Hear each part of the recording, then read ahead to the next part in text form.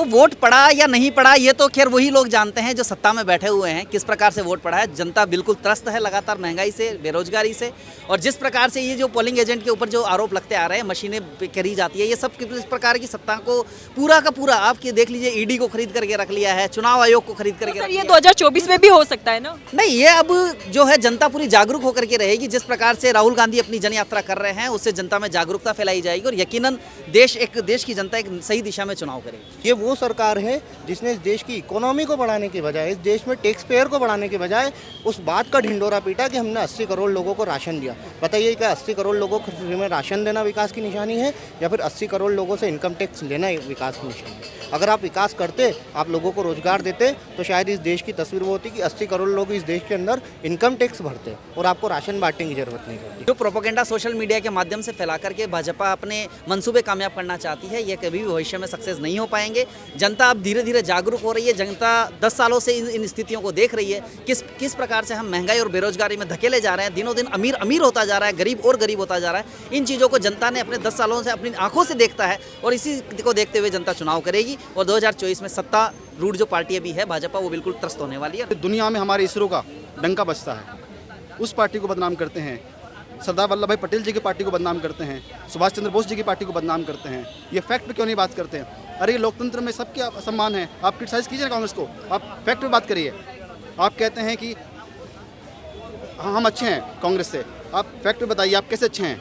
आप अच्छे तब होते आप महंगाई कम करते।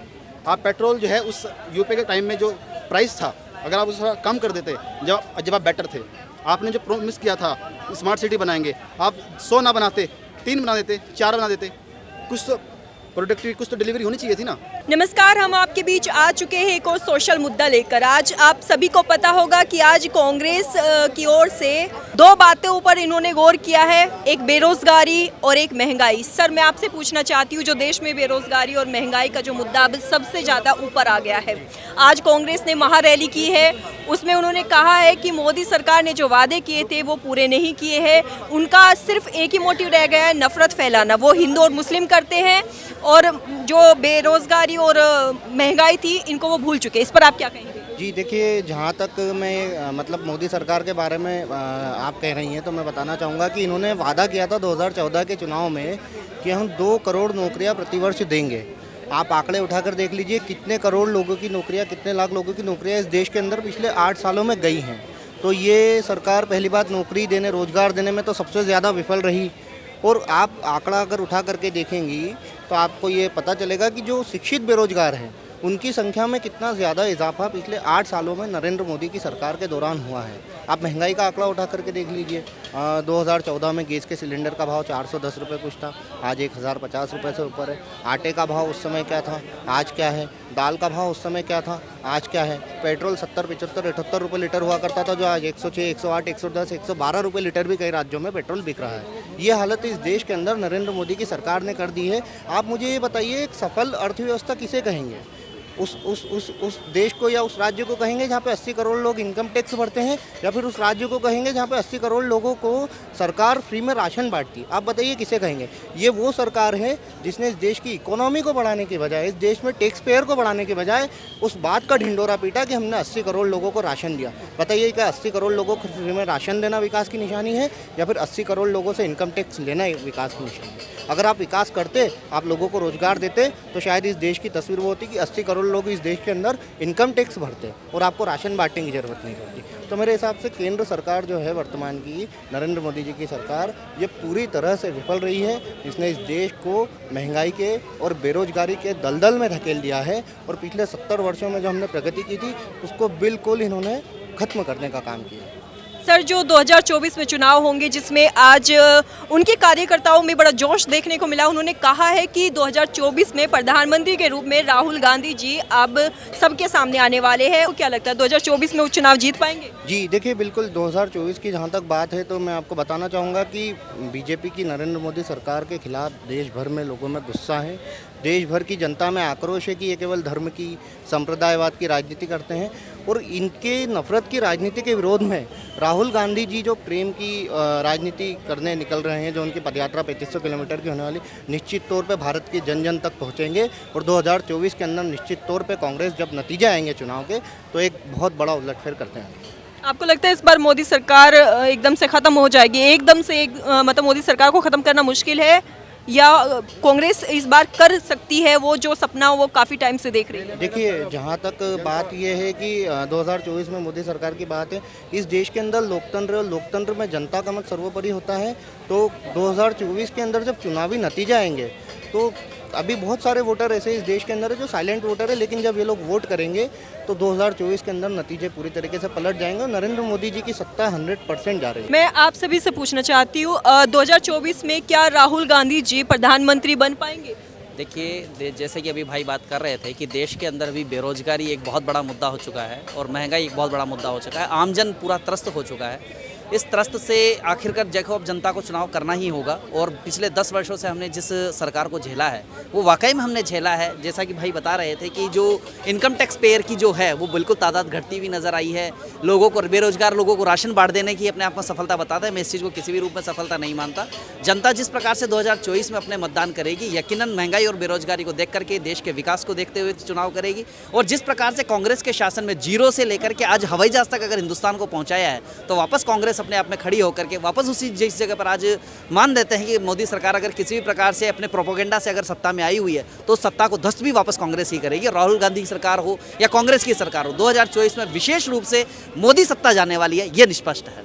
तो आप कहते हैं कि इस बार मोदी सरकार खत्म हो जाएगी। एक तरीके से देखा जाए तो प्रधानमंत्री जो एक बार लहर आई थी, जो बीजेपी की लहर आई थी, वो 2024 लहर नहीं कहूंगा, ये एक बार आई थी ना स्टार्टिंग में सबसे, वो झूठे सपने वो थे, सभी प्रोपेगेंडा एक तरफा वोट पड़ा था। वो वोट पड़ा या नहीं पड़ा ये तो खैर वही लोग जानते हैं जो सत्ता में बैठे हुए हैं किस प्रकार से वोट पड़ा है। जनता बिल्कुल त्रस्त है लगातार महंगाई से, बेरोजगारी से, और जिस प्रकार से ये जो पोलिंग एजेंट के ऊपर जो आरोप लगते आ रहे हैं, मशीनें करी जाती है, ये सब किस प्रकार की सत्ता को पूरा का पूरा आपके देख लीजिए, ईडी को खरीद करके रख लिया है, चुनाव आयोग को खरीद करके सर ये 2024 में भी हो सकता है ना? नहीं, ये अब जो है जनता पूरी जागरूक होकर के रहेगी। जिस प्रकार से राहुल गांधी अपनी जन यात्रा कर रहे हैं उससे जनता में जागरूकता फैलाई जाएगी और यकीनन देश की जनता एक सही दिशा में चुनाव करेगी। आपको क्या लगता है सर, सिर्फ मुद्दा बेरोजगारी और महंगाई है, इससे अलग इतने सारे मुद्दे हैं? क्राइम देख लीजिए, हिंदू मुस्लिम के बीच जो एक खाई बन गई है, जो झारखंड दुमका कांड हुआ उसके बाद से तो इसमें और भी ज़्यादा जो खाई थी वो गहरी हो गई है। उसके बाद से हैदराबाद का एक ट्वीट वायरल हुआ था, आप सभी ने देखा होगा, स्विगी पर जो ट्वीट किया गया था कि हमें मुस्लिम युवक से खाना डिलीवर नहीं चाहिए। ये सब खाई को कांग्रेस कैसे भर पाएगी? देखो, ये खाई पैदा करने का काम ही भाजपा ने किया है। ये खाई भरने की ज़रूरत नहीं है। देश में आज भी अमन और शांति का माहौल है। जो प्रोपेगेंडा सोशल मीडिया के माध्यम से फैला करके भाजपा अपने मंसूबे कामयाब करना चाहती है, ये कभी भी भविष्य में सक्सेस नहीं हो पाएंगे। जनता अब धीरे धीरे जागरूक हो रही है। जनता 10 सालों से इन स्थितियों को देख रही है, किस प्रकार से हम महंगाई और बेरोजगारी में धकेले जा रहे हैं। दिनों दिन अमीर अमीर होता जा रहा है, गरीब और गरीब होता जा रहा है। इन चीज़ों को जनता ने अपने 10 सालों से अपनी आंखों से देखता है और इसी को देखते हुए जनता चुनाव करेगी और 2024 में सत्ता रूढ़ जो पार्टी अभी है भाजपा, वो बिल्कुल त्रस्त होने वाली है। अगर 2024 में कांग्रेस की सरकार आ जाती है तो सबसे पहले किस चीज़ पर ध्यान दिया जाएगा?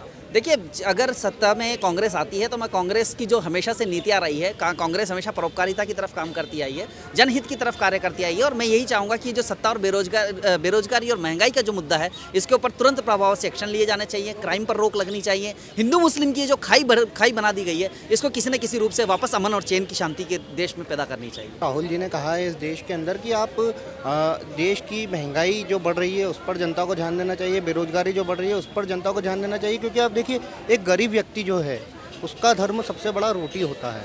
गरीबी का मजहब रोटी होता है, भूखे का मजहब रोटी होता है। और आप देखेंगे आज़ादी की लड़ाई जब इस देश के अंदर चल रही थी, स्वाधीनता संग्राम के अंदर, तब सारे लोगों ने मिलकर के इस देश में लड़ाई लड़ी। किसी ने नहीं कहा कि मैं हिंदू हूँ या मैं मुस्लिम हूँ या मैं सिख हूँ या मैं ईसाई हूँ।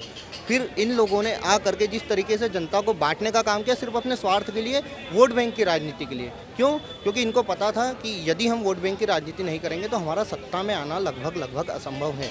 और अपने मंसूबों को पूरा करने के लिए इन लोगों ने जो है इस देश में नफरत का एक वातावरण तैयार किया और साथ में विपक्षी दलों के नेताओं को अनावश्यक रूप से बदनाम करना चालू किया ताकि जनता के अंदर भ्रम फैलाया जा सके और वोट लिए जा सके। और आज इस देश के अंदर वो स्थिति धीरे धीरे जनता उस स्थिति से बाहर निकल रही है। जनता इस चीज़ को देख रही है। जनता देख रही है कि भाजपा के फायदे के चक्कर में देश का नुकसान नहीं होना चाहिए और जनता इस चीज़ को आगे निश्चित तौर पर ध्यान रखेगी और निश्चित तौर एक सबसे बड़ा सवाल, हर बार जब भी चुनाव होते हैं, चुनाव से पहले बीजेपी एक ऐसा खेल खेलती है जिसमें रातों रात पारी बदल जाती है। इस बार भी क्या 2024 के चुनाव से पहले कुछ ऐसा हो जाएगा कि रातों रात पारी बदल सकती है? देखिए, ये भावनात्मक मुद्दों में देश को उलझा करके चुनाव के एन पहले वोट लेना ये भाजपा की षड्यंत्रकारी नीतियों का हिस्सा है। लेकिन मैं समझता हूँ कि 2014 की और 2019 की बात और थी, तब एक भावनात्मक लहर इस देश के अंदर रही होगी, जो भी था।